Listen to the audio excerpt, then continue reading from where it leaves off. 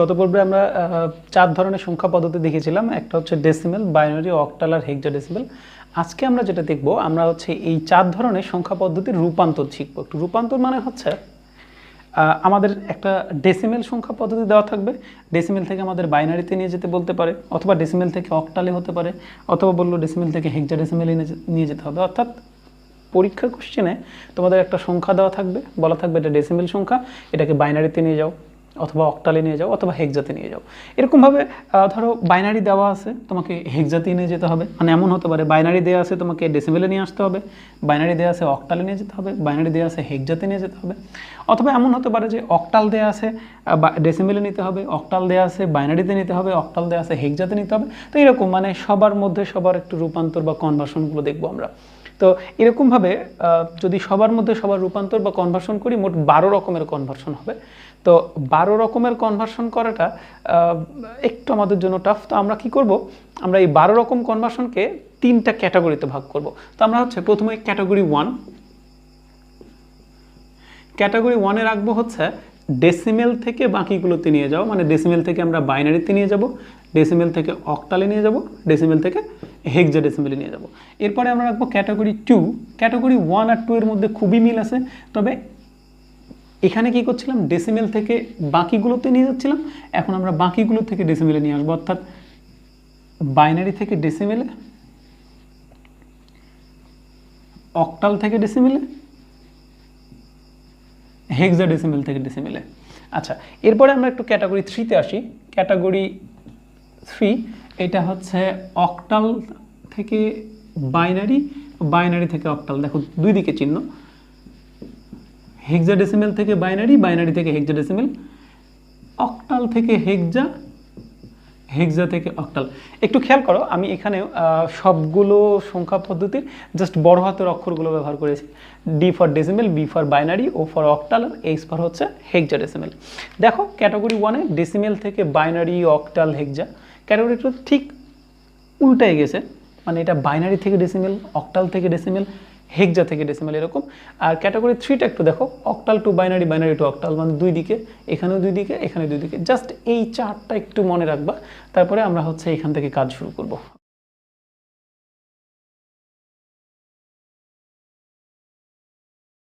তো এখন আমরা শুরু করব ক্যাটাগরি 1, অর্থাৎ ডেসিমেল থেকে আমরা বাইনারি, ডেসিমেল থেকে অক্টাল, ডেসিমেল থেকে হেক্সা, এই 3 ধরনের রূপান্তর আমরা শিখব।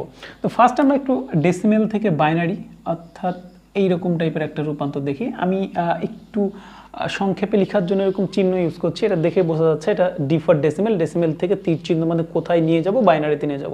অর্থাৎ এটা তোমার বই বা লেকচার শিটে এইরকম লেখা থাকবে যে ডেসিমাল থেকে বাইনারিতে রূপান্তর করো, হ্যাঁ এরকম টাইপের। তো আমরা জাস্ট সংক্ষেপে লেখার জন্য এভাবে লিখলাম। এবার ধরো আমি তোমাকে একটা সংখ্যা দিলাম এরকম যে 47.0625, এইটা ব্র্যাকেট দিয়ে ঘিরে এখানে 10 লিখলাম, এখান থেকে নিয়ে যাব, কোথায় নিয়ে যাব, আমরা বাইনারিতে নিয়ে যাব। একটু খেয়াল করো, দেখো এইটা একটা ডিজিট, ব্র্যাকেট দিয়ে ঘিরে এখানে 10 লেখা আছে। আচ্ছা 10 কার বেস? 10 ডেসিমেলের বেস। অর্থাৎ 10 যদি ডেসিমেলের বেস হয়, তাহলে এই ব্র্যাকেটের ভেতরে যে সংখ্যাটা আছে এটা কী ধরনের সংখ্যা? এটা ডেফিনেটলি ডেসিমেল সংখ্যা, তাই তো? আচ্ছা এবার একটু আসো, এটা নিয়ে যেতে হবে, কোথায় নিয়ে যেতে হবে? 2 বেস। 2 কার বেস? বাইনারির বেস। তার মানে আমরা এই যে এটা হচ্ছে ডেসিমেল সংখ্যা, এখান থেকে কোথায় নিয়ে যাব?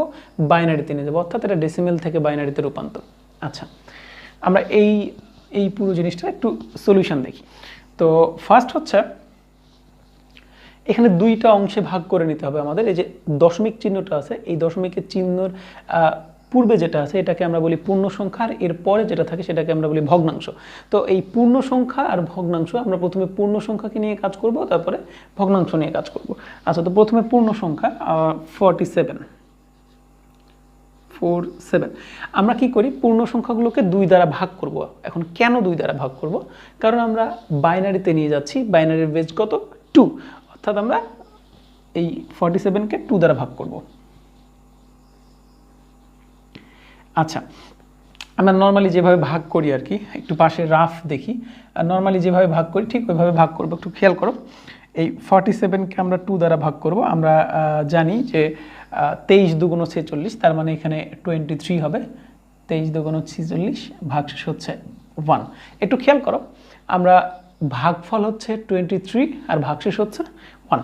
আমরা এরকমভাবে লিখব, এই ভাগফল একটা হাইফেন, আমি আবার বলছি এটা হাইফেন ভাগশেষ। খেয়াল করো, আমি এখানে ভাগফল লিখেছি, হাইফেন দিয়ে ভাগশেষ লিখেছি। ওকে, ভাগফল হচ্ছে 23, হাইফেন দিয়ে ভাগশেষ। এবার কি করব, এবার হচ্ছে এই যে 23 যেটা ভাগফল, এই ভাগফলকে আবার আমরা 2 দ্বারা ভাগ করব, অর্থাৎ এই 23-কে আবার আমরা 2 দ্বারা ভাগ করব। আমরা ভাগফল 11 লিখতে পারবো, 11 দুগুণ 22, ভাগশেষ হচ্ছে 1। সো এখানে আমরা লিখব ভাগফল 11, ভাগশেষ হচ্ছে 1। খেয়াল করো, আমি আগেরটার মতো এখানেও করেছি, ভাগফল 11 হাইফেন ভাগশেষ হচ্ছে 1। এবার আমরা কি করব, আবার আমরা এই 11কে 2 দ্বারা ভাগ করব। এইরকমভাবে বারবার এই যে ভাগফলটা পাবো, এই ভাগফলকে আমরা বারবার 2 দ্বারা ভাগ করতেই থাকবো। আচ্ছা, আমরা একটু ভাগ করি, দেখো এই 11কে আমরা 2 দ্বারা ভাগ করব, তাহলে 5, 5 দুগুণ 10, ভাগশেষ হচ্ছে 1। সো আমরা এখন কি লিখতে পারি, এখানে লিখতে পারবো ভাগফল হচ্ছে 5, ভাগশেষ হচ্ছে 1। আচ্ছা, এই 5 ভাগফল, এই ভাগফল 5কে আবার আমরা 2 দ্বারা ভাগ করব। ওকে, ভাগ করো, আবার আমরা 2 দ্বারা ভাগ করব। এখন আমরা এই 5কে 2 দ্বারা ভাগ করব। আচ্ছা, তাহলে কি হবে, 2 দুগুণ 4, ভাগশেষ হচ্ছে 1। ওকে, তাহলে ভাগফল হচ্ছে 2, ভাগশেষ হচ্ছে 1। আবার আমরা এই 2কে ভাগ করব। আচ্ছা, যদি আমরা 2কে 2 দ্বারা ভাগ করি তাহলে 1, ভাগশেষ হচ্ছে 0, তাই তো? তার মানে ভাগফল হচ্ছে 1 আর ভাগশেষ হচ্ছে 0। আবার আমরা 2 দ্বারা ভাগ করবো, এবার কাকে, এই 1কে। একটু খেয়াল করো, এই 1কে আমরা 2 দ্বারা ভাগ করব। এটা কি সম্ভব, 1কে 2 দ্বারা ভাগ করা? খুবই সম্ভব। কিভাবে, আমরা এরকম করতে পারি, এখানে একটা দশমিক চিহ্ন নিব, তাহলে এখানে দশমিক চিহ্ন নিলে এখানে একটা 0 পাবো, তাহলে এখানে 5 নিব, 5 দুগুণ 10, ভাগশেষ। এটা ছিল ম্যাথমেটিক্যাল টার্ম, কিন্তু আমরা এই কাজটা এইখানে করব না। তাহলে কি করব, দেখো আমরা হচ্ছে এইভাবে ভাগ করব। এখানে দশমিক নেওয়া যাবে না, দশমিক না নিয়ে আমাদের ভাগ করতে হবে। এখন দশমিক না নিয়ে যদি ভাগ করি তাহলে আমরা কি করতে পারি, একটু আগেরগুলো খেয়াল করো। ধরো এটার কথাই যদি আমি আসি, এখানে দেখো 23, তুমি কি করেছো, তুমি হচ্ছে এখানে ভাগফল 11 নিয়েছো, যাতে এই 11 আর 2 এটা গুণ করলে, এই 11 আর 2 গুণ করলে 22 হয়, 22 লিখলাম, এখান থেকে বিয়োগ করে ভাগশেষ লিখলাম। আচ্ছা, এখানে কি আমি 12 নিতে পারতাম? আচ্ছা, আমি যদি এখানে 12 নিতাম তাহলে 12 দুগুণ 24 হইতো, ভাগশেষ -1 হতো, সেটা সম্ভব না, অর্থাৎ ভাগশেষ কিন্তু মাইনাস হওয়া যাবে না। আচ্ছা, তাহলে একই রকমভাবে দেখো এখানে কি করেছো, 11 এখানে 5 নিয়েছো, এই 5 আর 2 গুণ করে 5 দুগুণ 10 নিয়ে ভাগশেষ 1 করেছো। একই রকম এখানে 2 দুগুণ 4 নিয়ে 1 করেছো। আচ্ছা, বিষয় হচ্ছে তুমি তোমার ভাগের নিয়মটা কি, দেখো তুমি যে ভাগফলটা নিবা, ওই ভাগফলের সাথে এই ভাজক, অর্থাৎ এই যে এটাকে গুণ করতে হবে, গুণ করে এখানে লিখতে হবে, এখান থেকে বিয়োগ করে বিয়োগফল বের করতে হবে, তাই তো? আচ্ছা, তাহলে আমি এখানে দেখো, আমি যদি এখানে 1 নেই তাহলে আমার কি হবে, এই 2 আর এটা গুণ করে 2 কে 2, ভাগশেষ হবে কত, -1।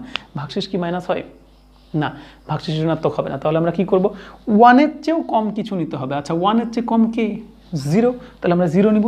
এই 2 আর 0 গুণ করলে কি হবে, 2 0 0, ভাগশেষ কত হলো, 1। তাহলে ভাগফল কত দাঁড়ালো, 0, ভাগশেষ কত দাঁড়ালো, 1। এটা কি সম্ভব?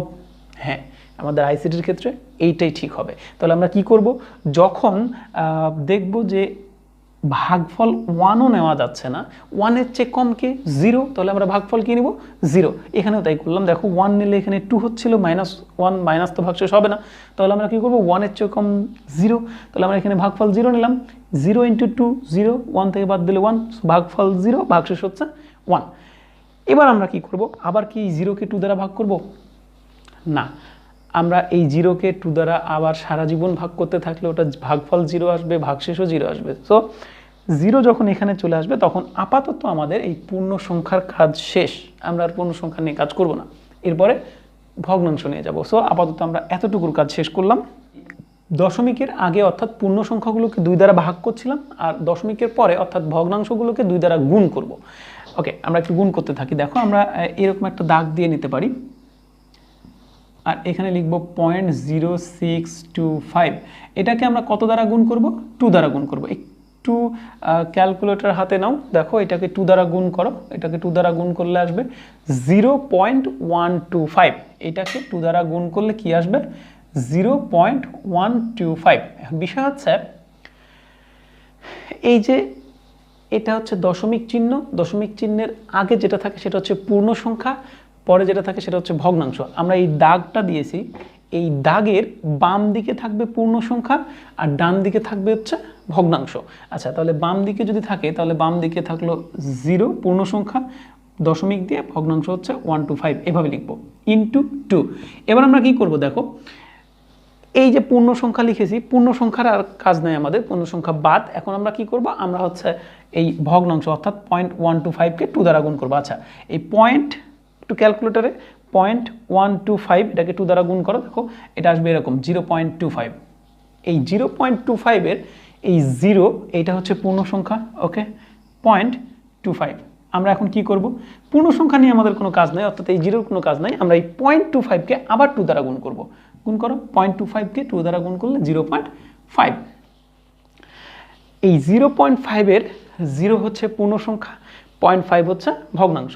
আচ্ছা, 0 পূর্ণ সংখ্যা, 0.5 হচ্ছে ভগ্নাংশ। আবার আমরা 2 দ্বারা গুণ করব। গুণ করো, এবার দেখো 0 বাদ 0.5 কে 2 দ্বারা গুণ, 0.5 কে 2 দ্বারা গুণ করলে আমরা কি পাবো, 1। 1 কি পূর্ণ সংখ্যা, ওকে, পূর্ণ সংখ্যা 1। আচ্ছা, এবার আমরা এখানে কোনো ভগ্নাংশ পাইনি। ভগ্নাংশ পাইনি বলতে আমরা 1 মানে 1.0 লিখতে পারি, তার মানে এখানে 0.0 লিখতে পারি। এখন বলো, এই 0-কে আবার 2 দ্বারা গুণ করলে কি হবে, 0। সারা জীবন এখন 0 পেতে থাকবো, তার মানে এখানে 0 আসা মানে আমাদের কাজ শেষ। এখন আমরা এটার এই দুটোকে মিলায়ে অ্যান্সার লিখবো কিভাবে। আচ্ছা, তোমাদের এইগুলো লেখার দরকার নাই,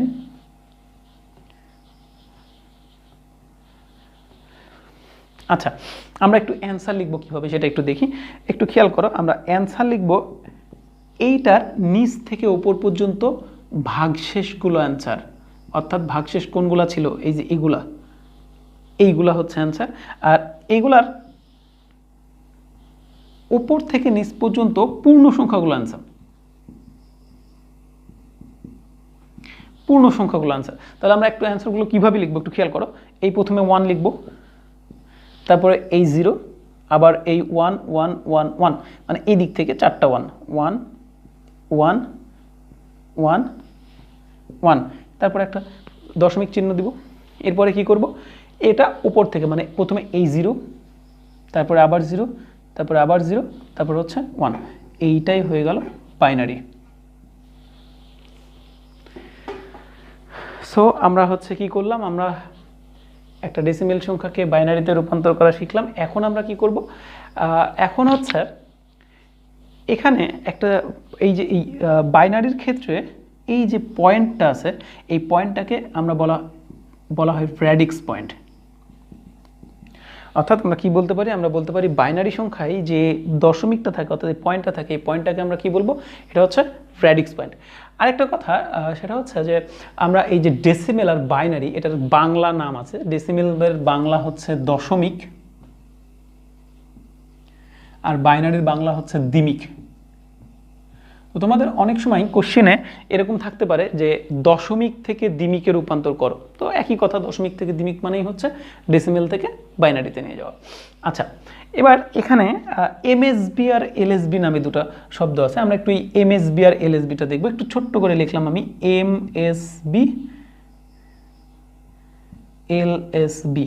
আচ্ছা, এই এমএসবির ফুল মিনিংটা হচ্ছে মোস্ট সিগনিফিকেন্ট বিট, আর এলএসবির ফুল মিনিংটা হচ্ছে লিস্ট সিগনিফিকেন্ট বিট। এই এমএসবি আর এলএসবির যদি আমরা বাংলা মিনিং করি তাহলে একটু দেখা যাবে, দেখো মোস্ট মানে হচ্ছে সবচেয়ে বেশি, সিগনিফিকেন্ট মানে গুরুত্বপূর্ণ, বিট মানে বিট, লিস্ট হচ্ছে সবচেয়ে কম, সিগনিফিকেন্ট মানে গুরুত্বপূর্ণ, বিট মানে এমএসবি হচ্ছে সবচেয়ে বেশি গুরুত্বপূর্ণ বিট, আর এলএসবিটা হচ্ছে সবচেয়ে কম গুরুত্বপূর্ণ বিট। এবার একটু এদিকে একটু খেয়াল করো। ধরো তুমি তোমার বন্ধুর থেকে ৮,৪৭২ টাকা পাবে। হ্যাঁ, এখন ধরো তুমি তোমার বন্ধুর থেকে ৮,৪৭২ টাকা পাবে। এখন তুমি কি করলা, তুমি ক্যালকুলেশন করতে গিয়ে একটু ভুল করেছো। ভুলটা কোথায়, এই যে এই 2, এই 2টা ভুল করে তুমি এখানে লিখে দিয়েছো 1। ধরো তুমি তোমার বন্ধুর থেকে এই টাকাটা পেতে তুমি এই ক্যালকুলেশন করতে গিয়ে এক জায়গায় ভুল করে 2কে 1 করেছো। আচ্ছা, তুমি কত টাকা ঠকলা, তুমি 1 টাকা ঠকেছো। 72 পেতা, এখন পাচ্ছ 71, 1 টাকা ঠকেছো। আচ্ছা, এবার ধরো এইটা ঠিক আছে, বাট তুমি এই জায়গায় ক্যালকুলেশনটা ভুল করে এখানে করেছো 6, দেখো আগের বার ছিল 8,472, এবার হয়ে গেছে 8,462। এবার তুমি কত টাকা ঠকলা? এবার 10 টাকা ঠকলা। এবার বলো এটার গুরুত্ব বেশি নাকি এটার গুরুত্ব বেশি? ডেফিনেটলি এইটার গুরুত্ব বেশি। কেন? কারণ এটা ভুল করলে 1 টাকা 2 টাকা ঠকছো, এটা ভুল করলে কি হবে? 10 টাকা 20 টাকা এভাবে ঠকবা। আচ্ছা এবার একটু খেয়াল করো, ধরো এটা না ভুল করে এবার এটা ভুল করলা, এখানে 3 হলো। আচ্ছা এবার দেখো তুমি আগে চাচ্ছিলা 8,472 টাকা, এবার পাচ্ছ কত? 8,372 টাকা। এবার কত টাকা ঠকলা? 100 টাকা ঠকলা। এবার দেখো এটার গুরুত্ব বেশি নাকি এটার? ডেফিনেটলি বামেরটার। অর্থাৎ তুমি এটার চেয়ে এটার গুরুত্ব বেশি বলতে পারো, এটার চেয়ে এটার গুরুত্ব বেশি বলতে পারো, তাই তো? আচ্ছা এবার যদি এইটাও ঠিক থেকে তুমি যদি এটা ভুল করতা, ধরো তুমি 8 কে 7 লিখেছ, এবার বলো কত টাকা ঠকলা? এবার 1,000 টাকা ঠকেছো তুমি। অর্থাৎ আমরা কি দেখলাম? আমরা দেখলাম সবচেয়ে কম গুরুত্বপূর্ণ এটা, তারপরে একটু বেশি এটা, এটার গুরুত্ব একটু বেশি, তার চেয়ে এটার গুরুত্ব বেশি। অর্থাৎ আমরা জানলাম যত বাম দিকে আসা যাচ্ছে তত গুরুত্ব বেশি হচ্ছে, আর যত ডান দিকে যাওয়া যাচ্ছে তত গুরুত্ব কম হচ্ছে। সো আমরা বলতে পারি এই এমএসবিটা হচ্ছে সর্ববামের বিট, এটা হচ্ছে সর্ববামের বিট, আর এই এলএসবিটা হচ্ছে সর্বডানের বিট, এটা হচ্ছে সর্বডানের বিট। ওকে, যদি সেই হিসাব মতে আমরা এই জায়গাটায় কি বলতে পারি একটু খেয়াল করো। এই জায়গাটায় আমরা এটাকে বলতে পারি এটা হচ্ছে এমএসবি, কারণ এটা সর্ববামের বিট, আর এইটাকে বলতে পারি আমরা এলএসবি, কারণ এটা সর্বডানের বিট। একটু খেয়াল করো, সবার প্রথমেরটা হচ্ছে এমএসবি আর সবার শেষেরটা হচ্ছে এলএসবি। আচ্ছা এবার আমি যদি জাস্ট এতটুকুর জন্য বলি, এতটুকুর জন্য হলে এই যে এটা হচ্ছে এমএসবি আর এটা হচ্ছে এলএসবি। এখন বলবা কেন? কারণ দেখো তুমি যখন অ্যান্সার লেখা শুরু করছিলা তখন তুমি কিন্তু এই দিক থেকে লেখা শুরু করছিলে, এটা কিন্তু প্রথমে লিখছিলে, মানে এটা সবার বামে যাচ্ছে আর এটা সবার ডানে যাচ্ছে। সো এটাকে আমি বলবো এমএসবি আর এটাকে বলবো এলএসবি। আমি যদি এতটুকুর জন্য বলি তাহলে এটা হচ্ছে এমএসবি, কারণ তুমি এখান থেকে লেখা শুরু করছিলে, মানে এটা সবার বামে থাকবে আর এটা সবার ডানে থাকবে। সো এটা হচ্ছে এলএসবি, তাই তো? আলটিমেটলি আমরা কি শিখলাম? এমএসবি হচ্ছে সবার বামের বিট, এলএসবি হচ্ছে সবার ডানের বিট। এখন বিষয় হচ্ছে এখানে একটা কথা থেকে যায়, সেটা হচ্ছে বিট কি জিনিস? নতুন একটা শব্দ বিট। আচ্ছা বিটটা হচ্ছে এরকম, এই যে এই বাইনারি ডিজিট, বাইনারি ডিজিট এটাকে সংক্ষেপে বিট বলা হয়। এই বিআই আর এখানকার টি এটা মিলে অ্যাকচুয়ালি বিট। এই বিট হচ্ছে বাইনারি ডিজিট। আচ্ছা বাইনারি ডিজিট কে? 0 আর 1, অর্থাৎ এই 0 আর 1 গুলো কি আমরা বিট বলবো, তাই তো? সো বিট কি? বিট হচ্ছে এই 0 আর 1। তার মানে এই এমএসবি আর এলএসবি এই দুটো জিনিস কোথায় হতে পারে? এমএসবি আর এলএসবি হতে পারে এই বাইনারি গুলোতে আর কি। বাইনারির ক্ষেত্রে এটা আমি ওটা বোঝানোর জন্য 8,000-7,000 লিখেছিলাম, আসলে ওটা কোনো এমএসবি এলএসবি না, ওটা কম গুরুত্ব আর বেশি গুরুত্ব বোঝানোর জন্য। ওকে, তার মানে আমরা ক্যাটাগরি 1 দেখলাম, ক্যাটাগরি 1 এর ডেসিমেল থেকে বাইনারি দেখলাম, সাথে হচ্ছে এমএসবি এলএসবি শিখলাম। এখন আমরা যেটা করব এটা হচ্ছে ডেসিমেল থেকে অক্টালে নিয়ে যাব। তোমরা যারা ডেসিমেল থেকে বাইনারি খুব ভালো করে বুঝে গেছো তাদের জন্য এই টপিকটা মনে হয় না খুব বেশি ইম্পর্টেন্ট, কারণ তোমরা এখন নিজেরাই ডেসিমেল থেকে অক্টালে রূপান্তর করতে পারবা। কারণ আমরা যখন ডেসিমেল থেকে বাইনারিতে নিয়ে যাচ্ছিলাম তখন 2 দিয়ে ভাগ করছিলাম আর ভগ্নাংশগুলোকে 2 দ্বারা গুণ করছিলাম। কেন? কারণ বাইনারির বেস 2 ছিল তাই। এবার আমরা কোথায় নিয়ে যাচ্ছি? ডেসিমেল থেকে অক্টালে। অক্টালের বেস কত? 8। তার মানে আমরা কত দ্বারা ভাগ করব? 8 দ্বারা ভাগ করব। আর কত দ্বারা গুণ করব? 8 দ্বারা গুণ করব। আচ্ছা তো আমরা এরকম একটা ডিজিট নেই, দেখো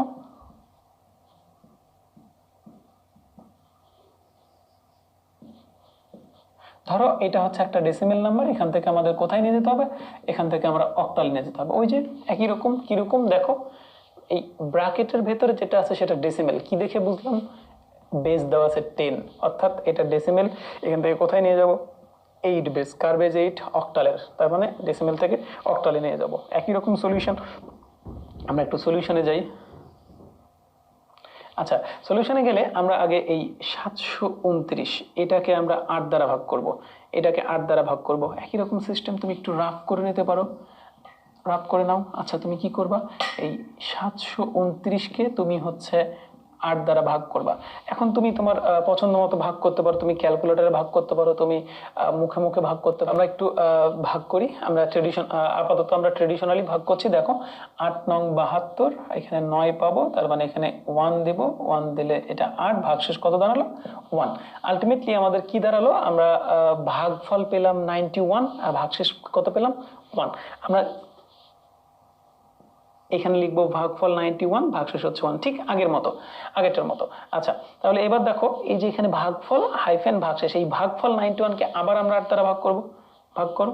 সো আমরা এই ভাগফল 91 কে আবার আমরা 8 দ্বারা ভাগ করব, তাহলে 8 কে 8, 11 আবার 1, এইটা 3। এইটা হচ্ছে আমাদের ভাগ করার নিয়ম। তাহলে আমরা কি করতে পারি, এখানে ভাগফল কত পেলাম, আমরা ভাগফল পেলাম 11 আর ভাগশেষ কত পেলাম 3।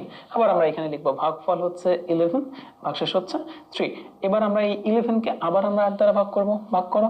এই 11 কে যদি 8 দ্বারা ভাগ করি, 8 কে 8 ভাগশেষ হচ্ছে 3।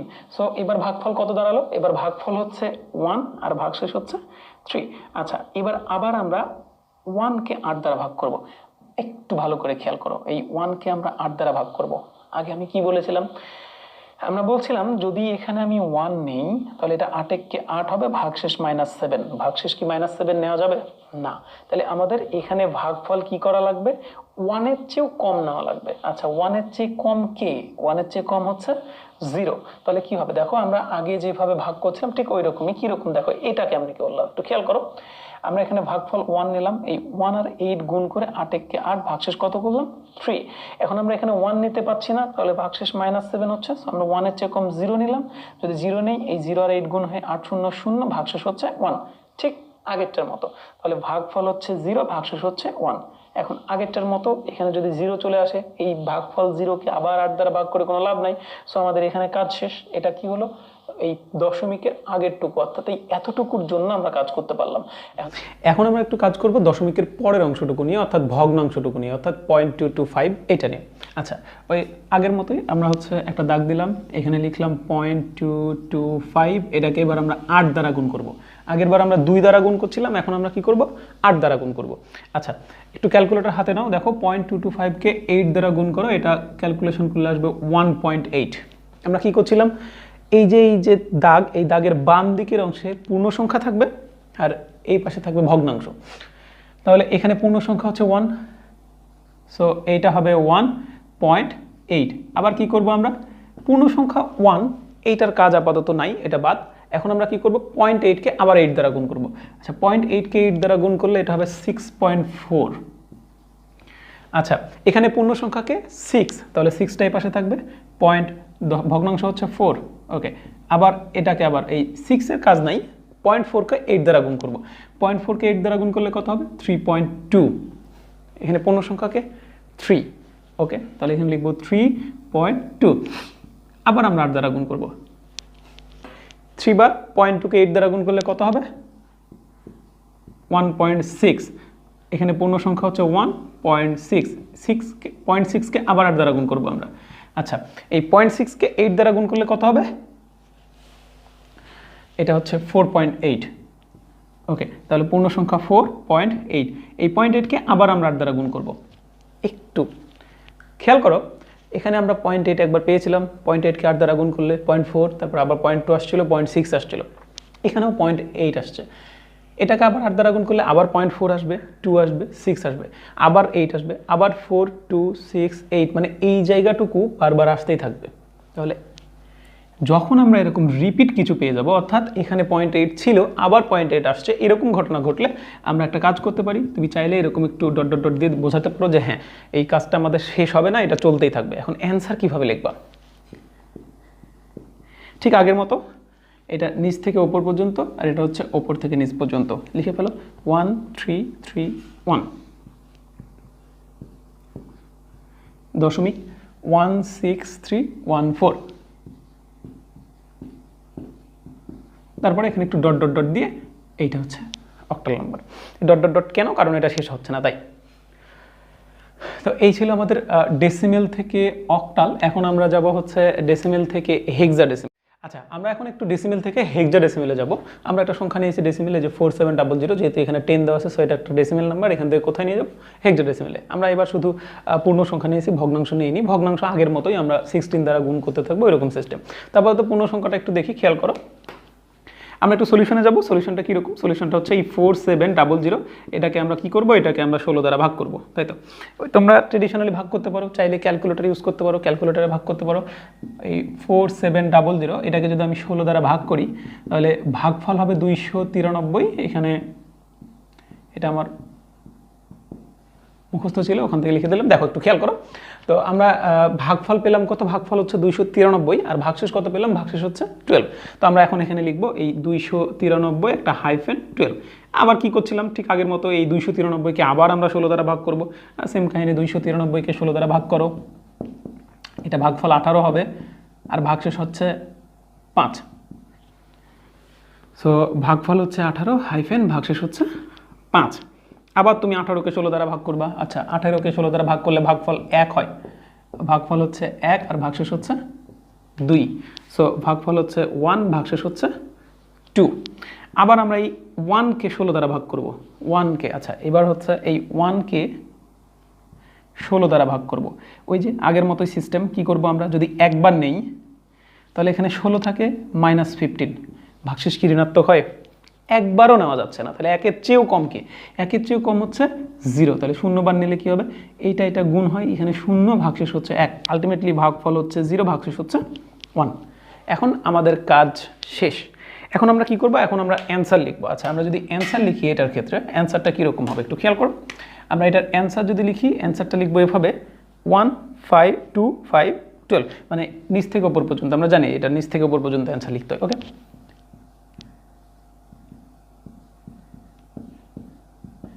এটা কিন্তু এইভাবে যদি অ্যান্সার লিখি, এই জিনিসটা একটু ভুল হবে, এটা অ্যান্সার লেখা যাবে না। এখন বিষয়টা হচ্ছে কেন ভুল হচ্ছে?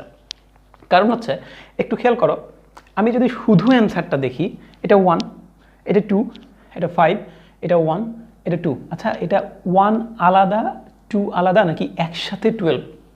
কি করে বুঝবো? কেন, আমি তো এটাকেও 12 বলতে পারতাম, কিন্তু এটা কি আসলে 12 নাকি 1 2? আচ্ছা, যদি এটা 1 2 হয়, এটা কেন 1 2 হবে না? এইটাই হচ্ছে ঝামেলা। ঝামেলাটা হচ্ছে যখন ডাবল ডিজিট চলে আসে, যেমন 10 11, এই ডিজিটগুলো যখন চলে আসছে, তখন সমস্যা হচ্ছে ওটা কি 10 নাকি 1 0। 11 যখন আসছে, ওটা কি 11 নাকি 1 1? এই জিনিসগুলো একটু ঝামেলা। এই জন্য আমরা কি করব? আমরা হচ্ছে এই 10কে বলবো এ, 11কে বলবো বি, এভাবে 12 13 14 15।